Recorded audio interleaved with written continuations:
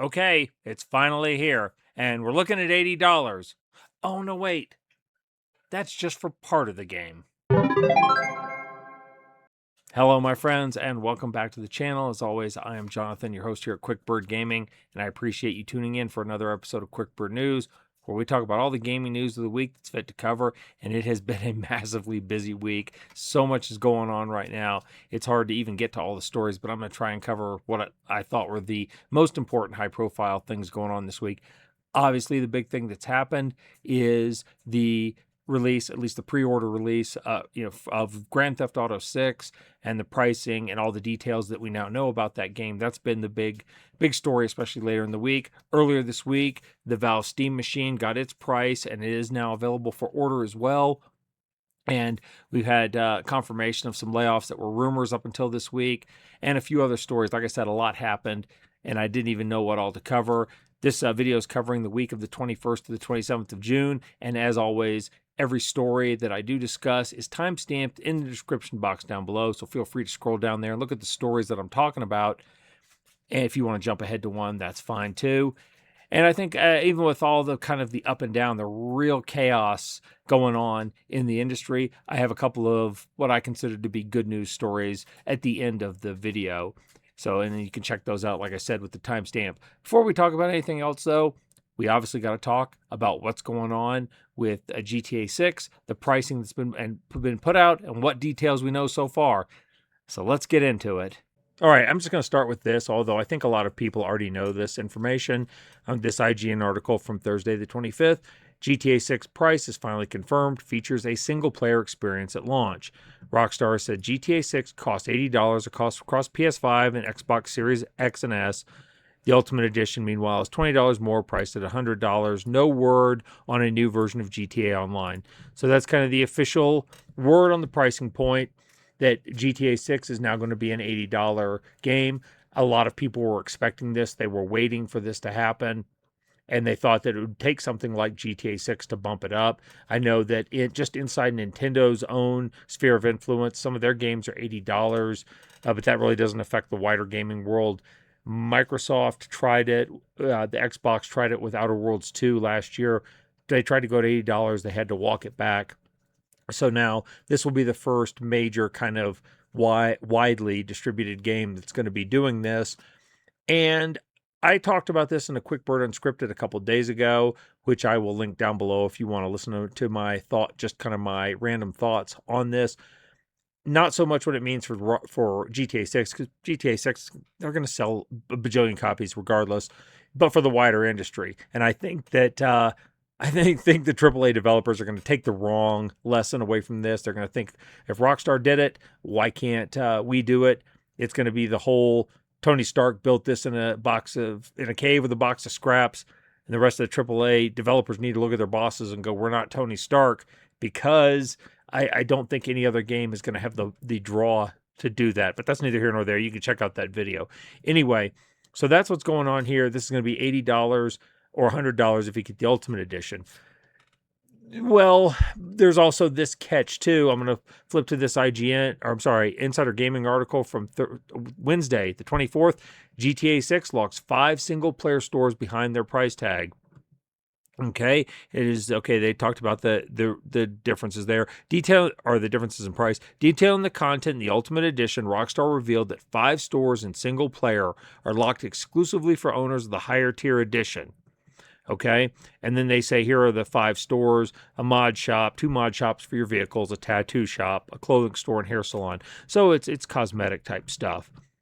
What this means, though, this is a little bit different than in normal games where you have DLC cosmetics that you can buy after the fact.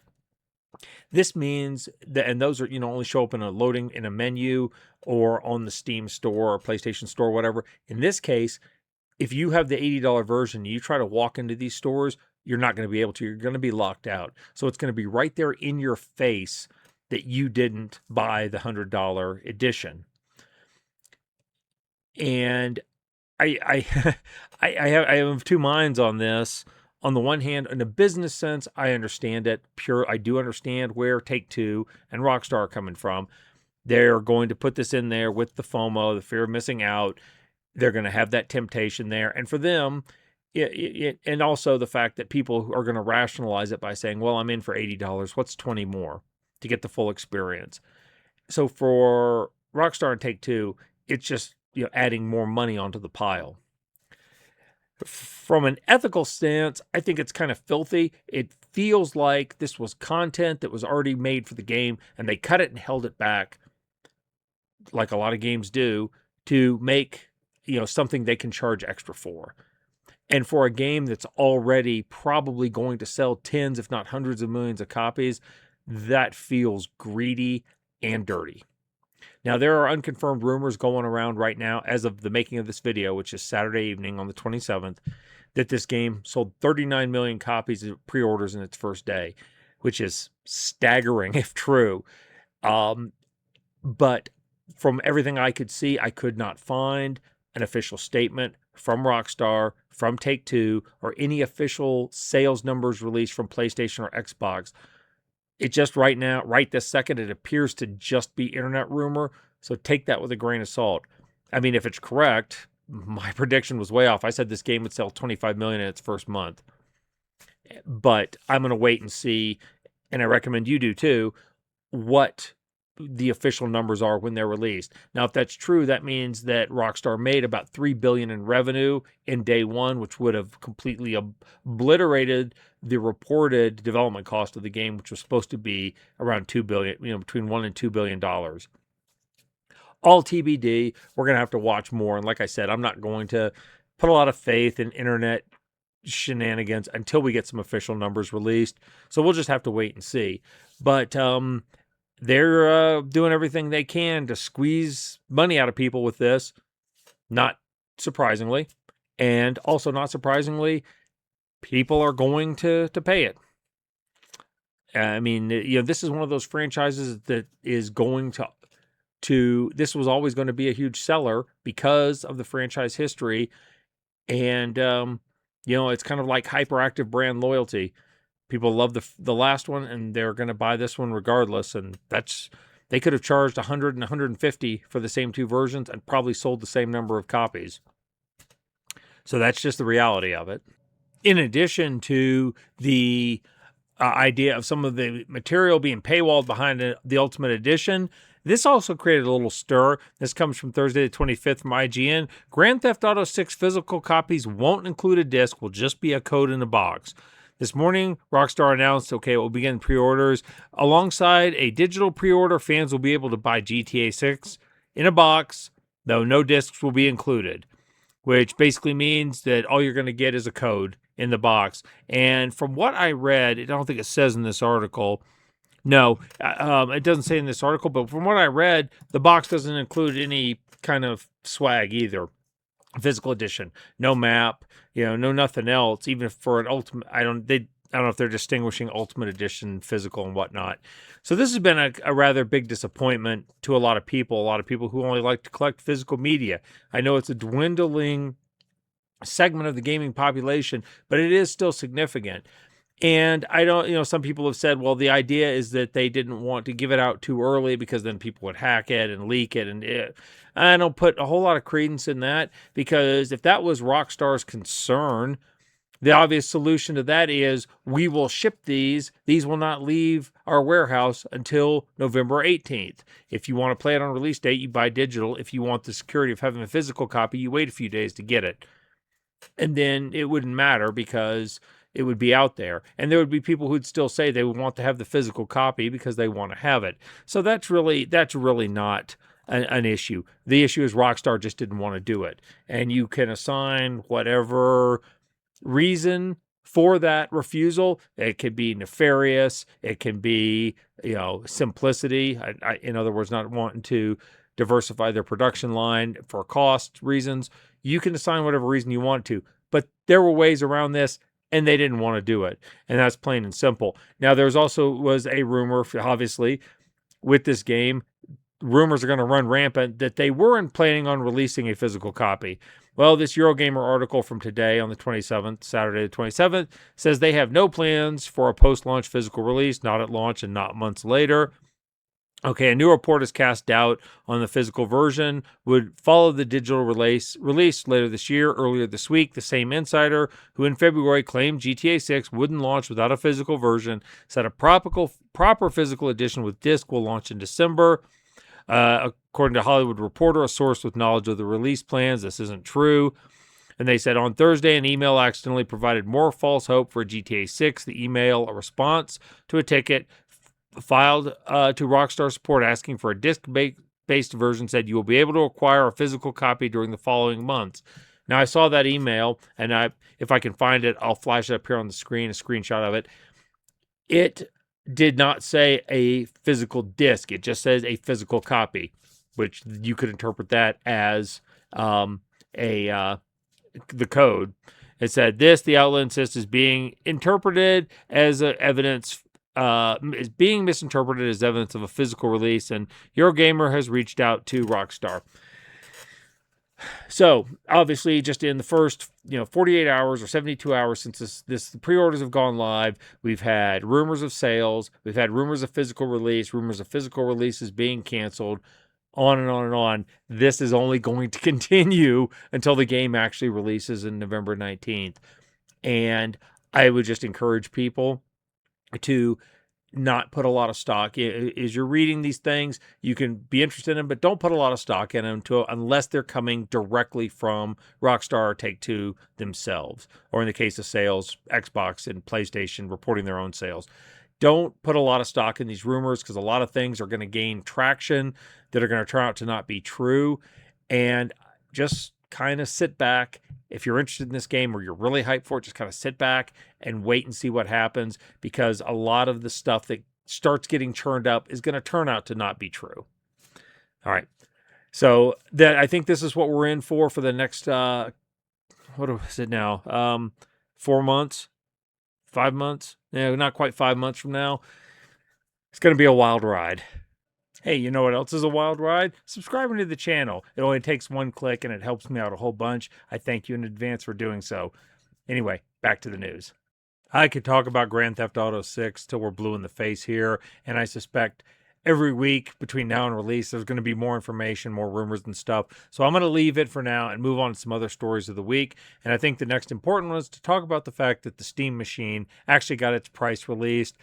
And as expected, it was high when, according to this Insider Gaming article from Monday the 22nd, the Steam machine will cost more than $1,000. Okay, players have been receiving various teasers and so forth. A new blog post from Valve reveals the prices of the Steam machine across different variants and how players can purchase it. 4 options available: 512 gigabyte model, one bundle with a Steam controller, and a 2 terabyte model with a Steam controller. Okay, and then this gives the prices on each of those, anywhere from $1,049 US up to $1,400 US. And then it talks about how you can purchase them. Now, that is steep, especially based on what I've seen. It seems like for the baseline model, for the 512 gigabyte drive model, seems like for $1,000, $1,049, you could build a comparable PC that's also faster. Understandable with the way RAM prices have been going and so on. This is not that unexpected. I know a lot of people were disappointed. However, I'm going to go back to what I said earlier about brand loyalty, because I was really surprised by this. I go to this PC Games In article. If this is from Thursday the 25th, the Steam machine is already sold out in some regions ahead of release. And it says in Hong Kong, Japan, and Taiwan, well ahead of Valve's official release date for the device.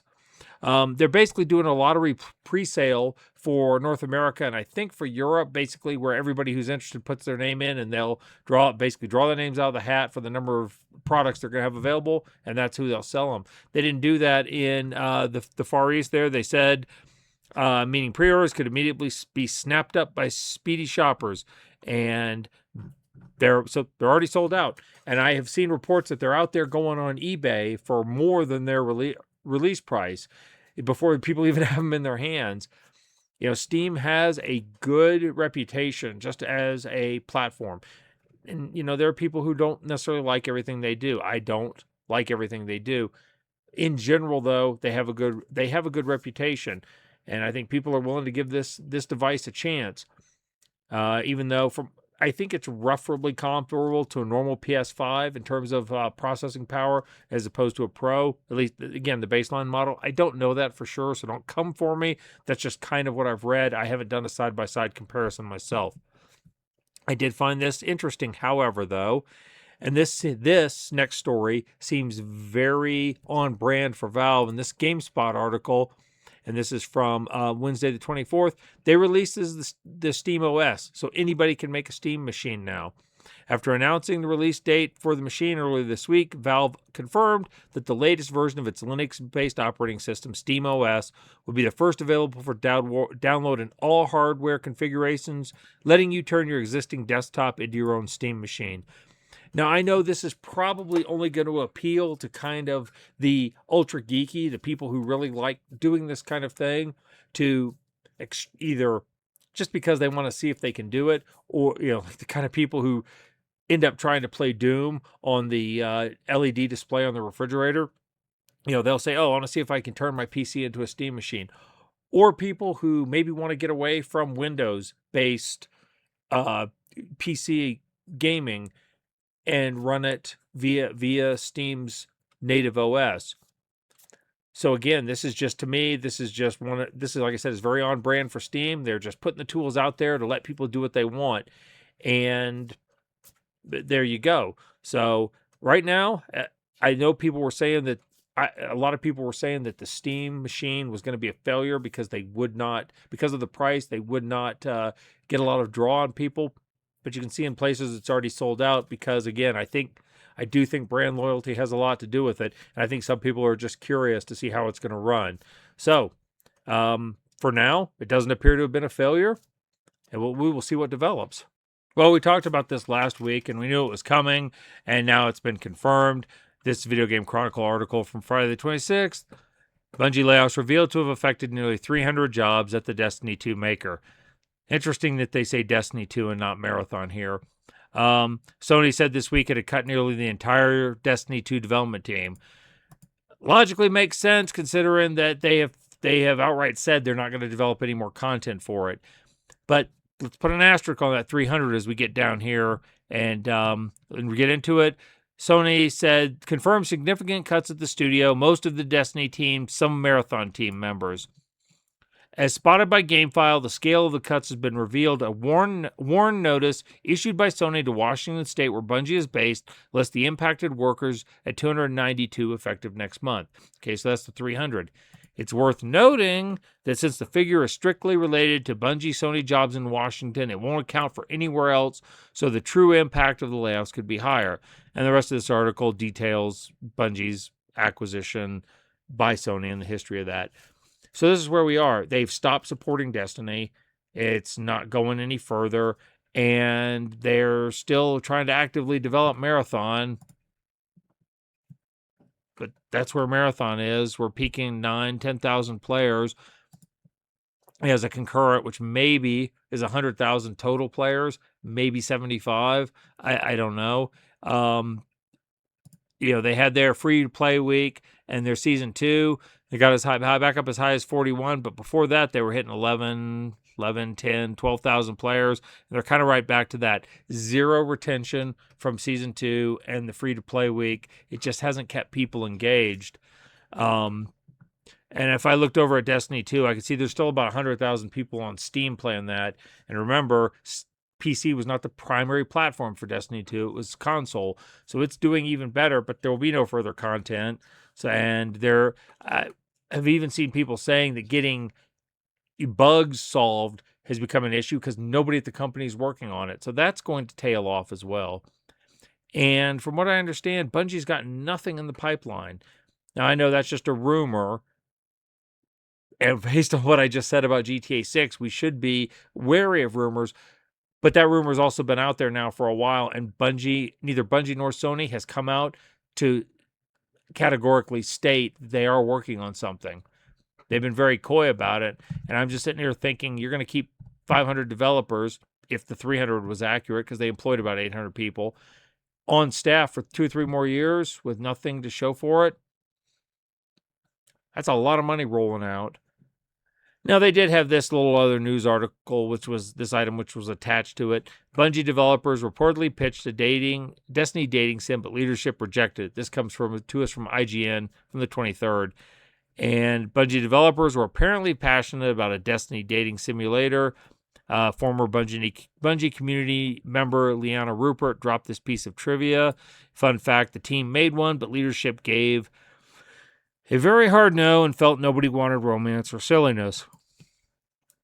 This is one of those things where I think could have gone one of two directions. On the one hand, you can say these kind of things are a distraction, that people should have been focused on the main quest and not the side quests.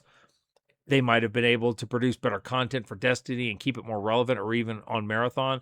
On the other hand, if this had only involved 3 to 5 developers for a short period of time, who knows? It might have been enough to keep some other people interested in the community and interested in the franchise. It's hard to say, but it's something that was thrown out there and never happened. And we know where they are right now. Like I said, that's where they are right now. And I don't think this story is over. I don't think the layoffs are over. Unfortunately, I think this is going to, we'll be singing this same song here before we know it. Last week, we also talked about a slew of Xbox studios that were looking to be closed, and now it appears some of that is starting to actually happen as well. In this GameSpot article from Thursday, the 25th, Xbox layoffs appear to be starting with south of midnight dev Compulsion Studios. And it says the fate of Compulsion as a studio is unclear. Reports from earlier in June suggested that Xbox was going to close it, though the leadership was said to be in discussions of potentially buying out the studio, basically reclaiming it and spinning off on their own. But now news of Compulsion layoffs come from individual developers post on LinkedIn announcing they are no longer with the studio. And you can see in this post on X that multiple developers from Compulsion are now looking for work. And I mean, this was not unexpected. It was strongly hinted last week that this was going to happen, and now we're starting to see it happen. I feel like it's just a matter of time for Ninja Theory and the other one, his name escapes me, are also going to be following suit, and that's probably not going to be the end of these layoffs either. It's things are getting tighter than ever right now, and I think that this is going to become a familiar tune for the rest of the year. Okay, obviously Microsoft is not going to be content with just laying people off to prop up their bottom line. You can see this Video Game Chronicle article from Thursday the 25th. They're raising the price of Xbox consoles by $100 to $150. $100 for the 512 gigabyte models and $150 for the 1 terabyte models, while the 2 terabyte models are being discontinued. And here's a key point. Microsoft raised the prices of its consoles twice last year. The latest rise means an Xbox Series S disk drive model now costs $300 more than it did at launch in 2020. And this article goes on to say that they blame the rising cost on the rising cost of components. And also Asher Sharma, the new CEO of Xbox, has a radical idea to help people afford the next generation, which I think is called Project Helix of Xbox consoles, which, if I remember correctly, is going to involve leasing your hardware versus owning it, and other things like buy now, pay later, and financing through Amazon, and some other financial trickery. What all of these, one common theme that's kind of run through all of the stories I've covered today of the increases in games going up, the cost of games going up, the cost of consoles going up, the fact that these companies are trying to prop up their bottom line by doing tons of layoffs. Everything in this industry is getting more expensive, and I think what's ultimately going to happen, let me back up. What I think a lot of people think is going to happen is it's going to make the entry point for gamers so high that people are going to stop coming into this hobby. And while I think that's a possibility, I don't think that's going to be the exact reality. I think what's going to happen is that newer gamers are going to retreat into older solutions. You can get a 10-year-old PC for a couple $100 and still run a lot of games, which are also going to be cheap. or even new games that come out like, Vampire Survivors or Megabonk that don't require a high end PC to run. There's going to be a lot more of that. A lot of people are going to go to things like emulation that don't require a high PC to run. And I think that's where gaming is going to go for a lot of people. But what that means is that the AAA industry is going to be chasing a smaller and smaller consumer base to try to get their attention. And I think we're starting to see that here. We'll go over to this other Video Game Chronicle article from Friday the 26th. Xbox hits worst U.S. month on record. PS5 drops 58% as hardware prices soar. This is according to Circana's latest report, which suggests that PlayStation units declined 58% compared to last May, while Xbox Series units fell by 12%. It says overall spending on game hardware increased last year by 38%, but this was propped up by the Switch 2. PS5 spending was down 43%, while Xbox hardware spending grew 7%, meaning they sold less units, but they were more expensive, so they made a little more money, but that's a diminishing return. You can't do that for very long because eventually you'll price it to the point that people will stop buying it. And that's what's happening. People have stopped buying new consoles. You can make the argument that everybody that had or wanted a PS5 already had one. But what that means is that Sony, who has to answer to stockholders, is going to be looking for a way to make up the revenue that they're not getting from hardware sales anymore. And how are they going to do that? I'm pretty sure we already know. I'm pretty sure we know what they're going to do. But we already know what they're going to do. And this article really just shows, despite failures, Sony still isn't over its live service obsession. This comes to us from DualShockers from Friday the 26th. And I'll get right down to the meat of it. This firm stance on Sony's live service obsession was recently made by Hideki Nishino, the current CEO of Sony Interactive's Entertainment Studio Business Group. He confirmed that live service projects remain a top priority for the company moving forward. And he says, with live service games, it's important to continuously provide something. The genre itself is relatively new. And I think many people are trying various things, so we also want to continue to take on challenges. He says, interestingly, this strategy won't just focus on pushing completely fresh releases out the door. Nishino-san heavily hinted PlayStation is actively looking into what they can do with their older existing franchises in the medium to long term. Well, yeah, sure, because that's worked out so fucking well for them so far. It was just a couple years ago, it was maybe 2022, that Sony had greenlit up to a dozen live service projects. And what happened? Which ones of those are still going? Horizon Hunters Gathering is coming from Guerrilla supposedly later this year. No guarantee that will be successful. Fair Games, or whatever they've renamed it to, is in development hell. No guarantee it will be successful. Concord died, took its studio with it. Marathon is dying a slow death and is piecemealing off its studio. The God of War live service game, which was given to Blue Point, it killed that studio. The Last of Us live service was canceled. Just on and on and on with this. I think the only thing they have working right now is Helldivers, and I don't know that it's a huge moneymaker. It's just a functional, profitable live service. It's not the infinite money printing machine that they're trying to find. That's what they want. They want to have the next Fortnite. And even Fortnite isn't the next Fortnite. Their revenues are way down from pre-pandemic levels. And Sony's trying to find Fortnite or trying to find Roblox. Roblox is its own special thing because it's being aimed at children. And frankly, it's got its own severe issues that need to be dealt with, structural issues. Really have nothing to do with the gameplay, but more about, let's just say, the safety. But I don't want to get into that.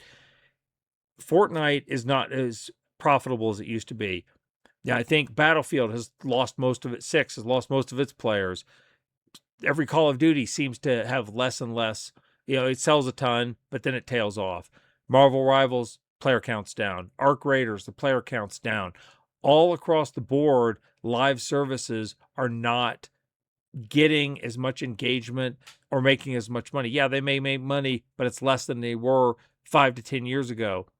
You know, the ones that are still seem to be holding strong seem to be older ones, you know, kind of like Fortnite. I mean, things like Counter-Strike are still holding strong with the numbers they've always had, but no new live services that are coming out are really maintaining real solid, you know, deep player counts. If you think of one, let me know.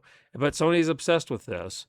And I think this is what they're going to try and do to make up for their, you know, lack of hardware sales. Now, people say, well, what are the PS6 supposedly coming out next year? Maybe, but if it does, you know damn well it's going to be over $1,000 as a baseline just because of the component costs are still rising. And if that's the case, how many people are going to run to get a PS6 when the PS5 hasn't fully, you know, maxed out its capabilities?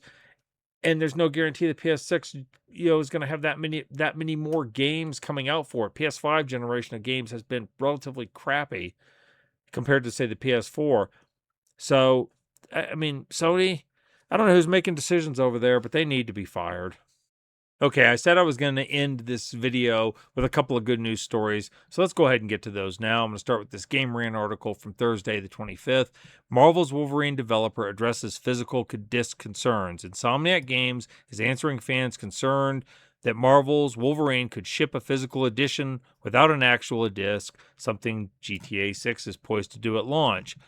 And you come down here and look at this response on X. Somebody says, will the game be physical or code in a box? The physical version will include a disc in a box. And I don't remember if it was in this article or not, but they did also confirm they were going to stick with a $70 price tag and not raise it to $80. So, you got this game. Now, some of these decisions obviously were made before the GTA announcement, but this game is 2 months out. And I think if they had decided to abandon physical media, they could have. But they're going to still ship the physical media, which is great news for people who want to do that. And they're going to keep the price tag at $70. Also good news that they're not trying to immediately ramp up. So it's not a huge win, but I think we should take it.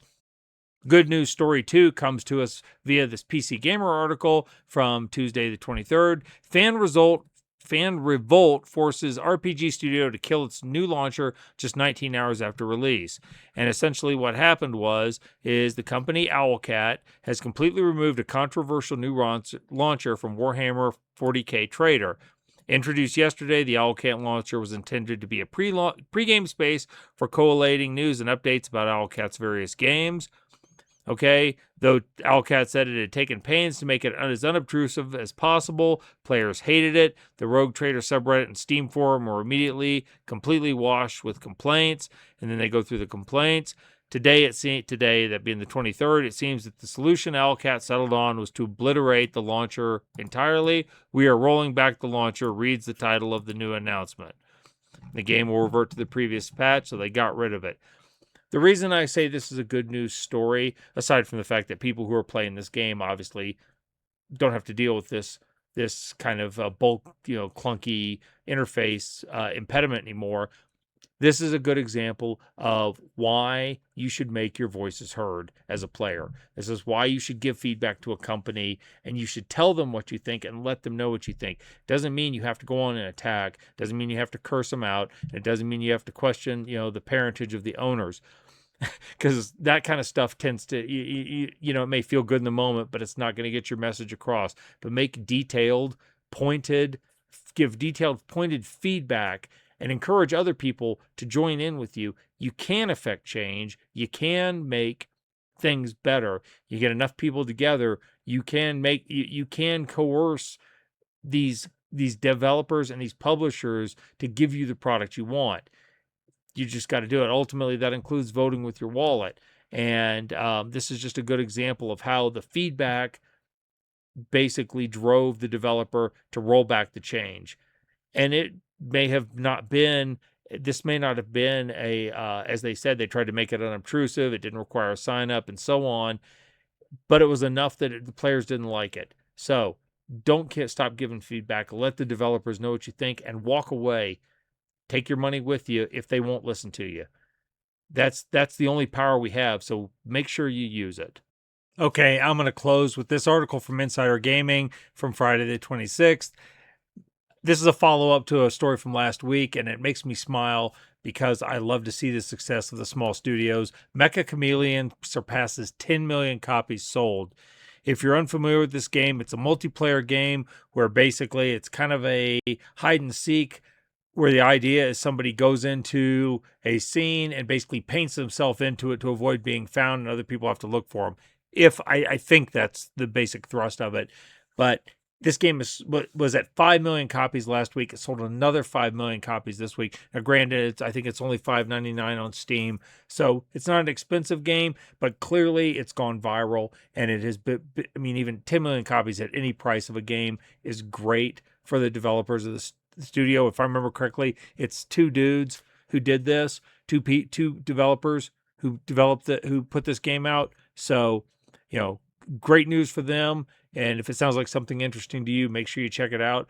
But this is just another reminder to me that while the AAA industry is doing its best to immolate itself, the indie scene is always going to be vibrant and available and producing some stuff that's worth taking a look at. All right, that's probably enough out of me for this week. As always, if you enjoyed this content, please consider leaving a like on the video. Drop a comment down below. Let me know what you think about any of the stories we talked about. What do you think is going to happen with GTA 6?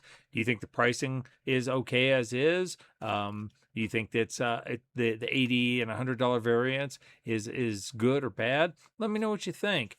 And hit that bell so you'll be notified every time a Quick Bird News video comes out. And as always, if you are enjoying the content, do please consider subscribing, and I thank you for that. I'll be back next week with more Quick Bird News, more gaming news and stuff to talk about. Guarantee you there's going to be more stuff on Grand Theft Auto. This story is just going to be too big. It's going to churn for a while, and I'll be here to cover it all. Maybe we'll have some sales figures by next week, so we'll have to see.